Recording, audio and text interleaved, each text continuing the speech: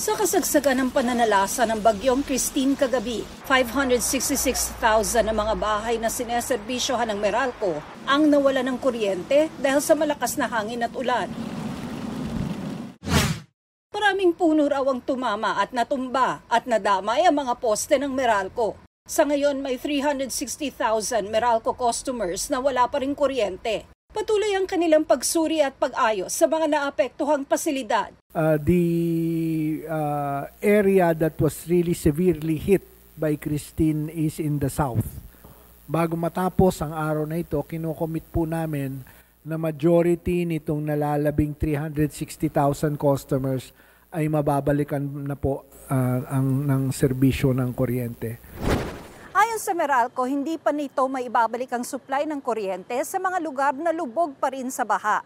Hihintayin daw ng Meralco na humupa muna ang tubig para masigurong ligtas ang lahat. Kasama sa mga binanggit ng Meralco ang mga lugar ng Bacoor, Noveleta at Cavite City sa Cavite at Binyan at Santa Cruz sa Laguna. Payo ng Meralco sa mga binahaang bahay. Siguraduhin nyo naka-off ang main electrical power switch, no? I-unplug nyo ho yung mga appliances nyo. Turn off permanently connected equipment at i-unscrew nyo yung light bulbs if possible. Gumamit ng rubber gloves at yung bota na rubber kapag nagtatanggal ng putik sa service equipment o main circuit breaker fuse ninyo sa bahay. Mas maganda rin daw na ipacheck sa lisensyadong electrician ang mga appliances na nalubog sa baha. Huwag i-on agad, lalo na yung mga flood-damaged electrical facilities at internal wiring. Siguraduhin na tuyo lahat ng electrical wires.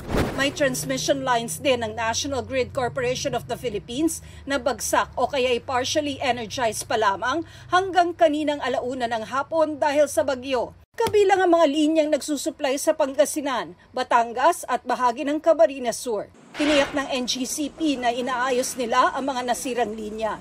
Para sa GMA Integrated News, Tina Panganiban Perez, nakatuto, 24 oras.